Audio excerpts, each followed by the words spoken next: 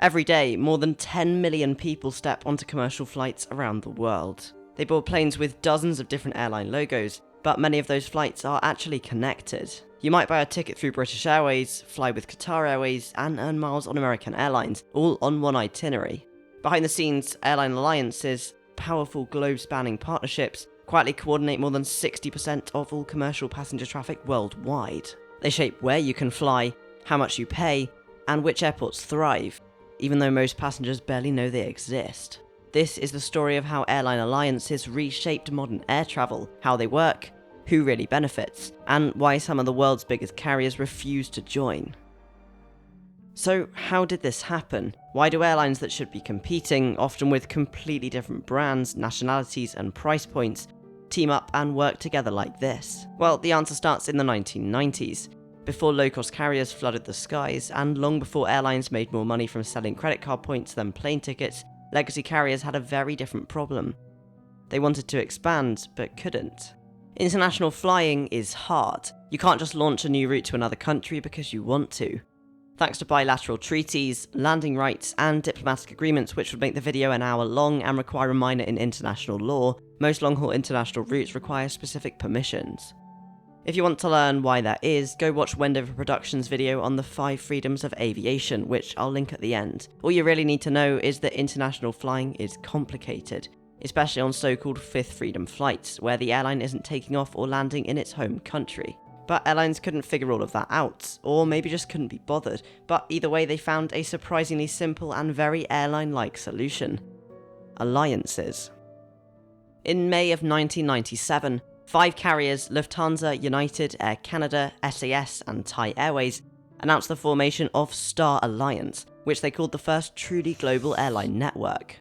A few years later, Oneworld followed, with American Airlines, British Airways, Qantas, and Cathay Pacific. Then came SkyTeam, led by Delta, Air France, Aeromexico, and Korean Air. Now, they didn't know it at the time, but these 3 groups would eventually dominate the skies. Back then though, their pitch was surprisingly simple. Let's just cozy up to each other and act like one airline.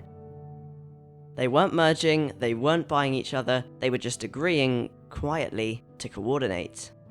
The idea was that if each member stuck to its own region and passed passengers off at the boundaries, everyone could expand without needing new planes, new pilots, or new approvals.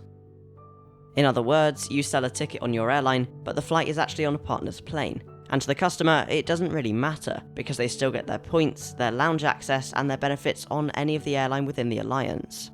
So, in the late 90s and early 2000s, more airlines joined the party, more routes were shared, and more codes were slapped onto flights that weren't really theirs, and before long, a passenger could travel from Hanoi to Helsinki, or Lima to Lahore on one itinerary, without ever technically switching airlines.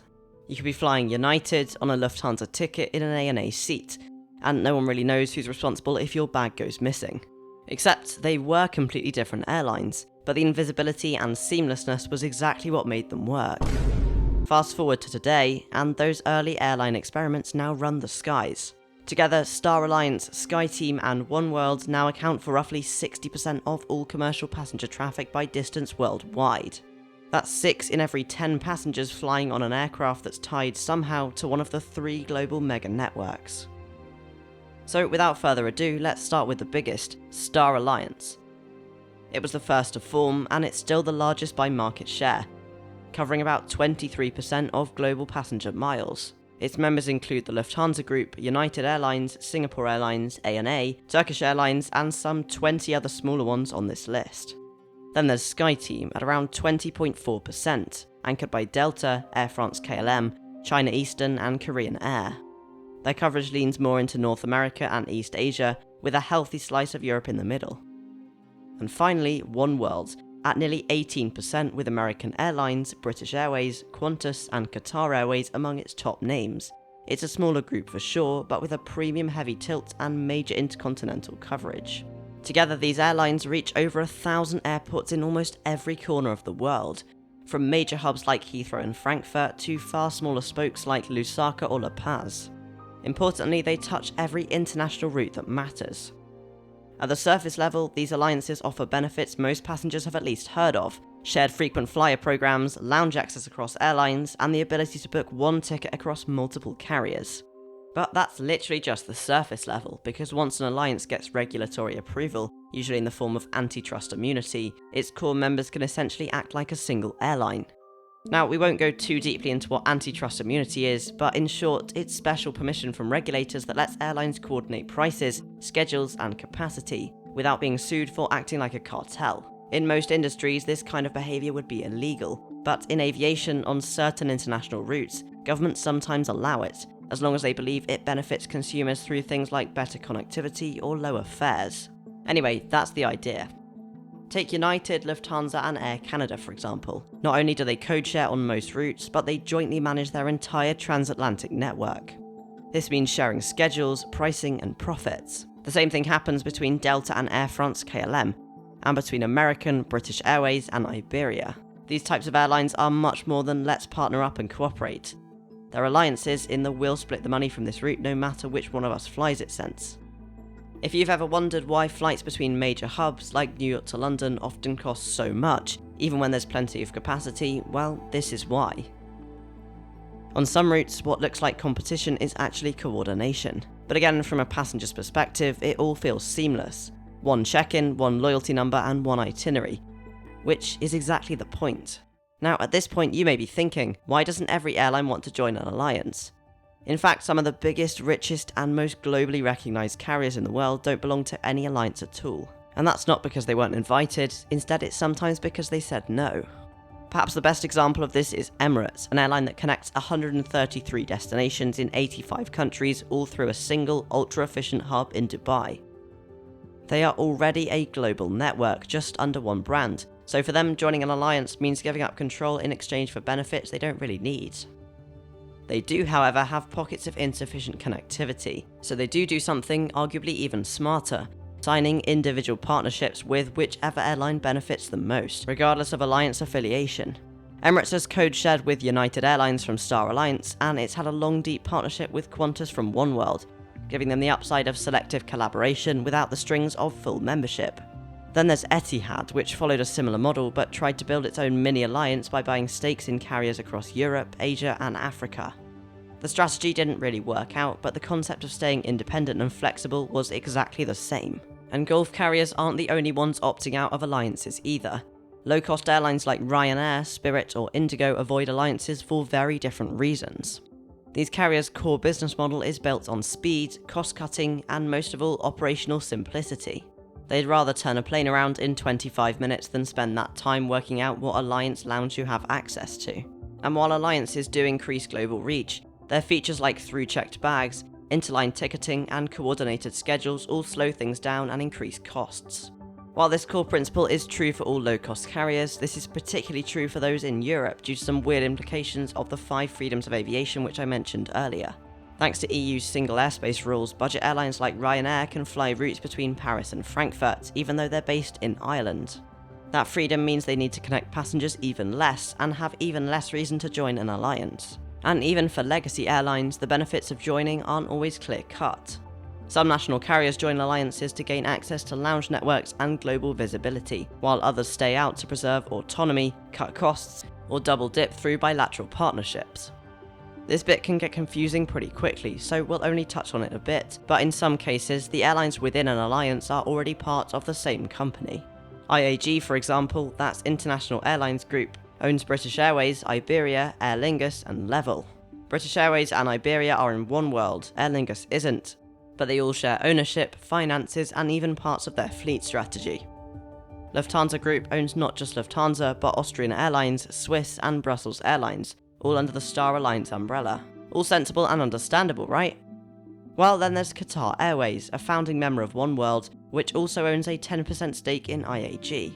It's also invested in carriers like Rwanda, which sit outside traditional alliance boundaries entirely, and other smaller airlines that are part of completely different alliances. In other words, the alliances may look clean on paper, Star, SkyTeam, Oneworld, but in reality the relationships are messy, strategic, and often built around ownership first, alliance second. These alliances are everywhere. They're flexible, powerful, and at least from the outside, pretty convenient. But whether you actually benefit depends on who you are. If you're a large network carrier like United, Lufthansa, Delta, or Air France, the answer is a lot. These airlines get to fill their long-haul flights using feed from partner hubs. They coordinate schedules to maximize load factors, share lounges, loyalty programs, and when they're in a joint venture, they even share the revenue. In fact, on some routes they act almost indistinguishably from a single airline. Same price, same flight time, just a different logo on the tail.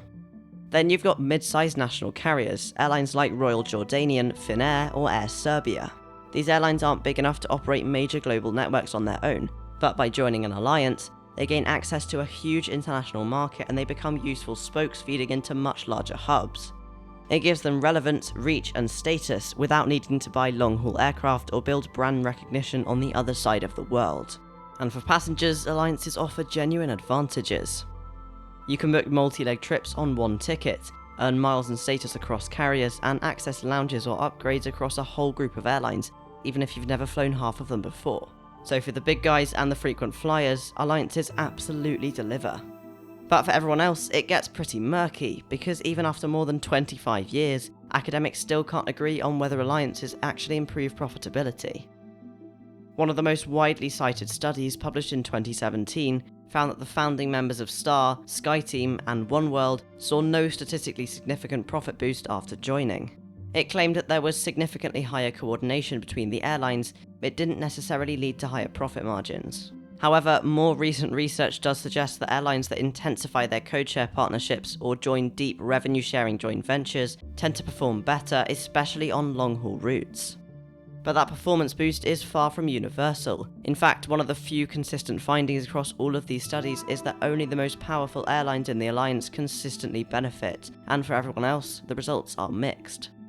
So after all of that, what are we left with besides a healthy respect for whoever manages alliance partner spreadsheets? Well, alliances were never really about making flying cheaper. They were about making it easier for airlines to expand without expanding, and for passengers to travel further without thinking too hard about who was actually flying the plane. And in many ways, they've delivered exactly what they promised. Today, you can book a flight from Nairobi to Nashville on one ticket. You can earn miles from partner airline you didn't know existed, and you can check in once, connect halfway across the world, and barely notice you changed airlines. For legacy carriers with sprawling networks, alliances help them grow global reach without the costs and risk of mergers. For smaller players, they offered credibility and customer appeal, and for passengers, at least in theory, they offered seamlessness. But whether they've made flying better or just look better is still up for debate.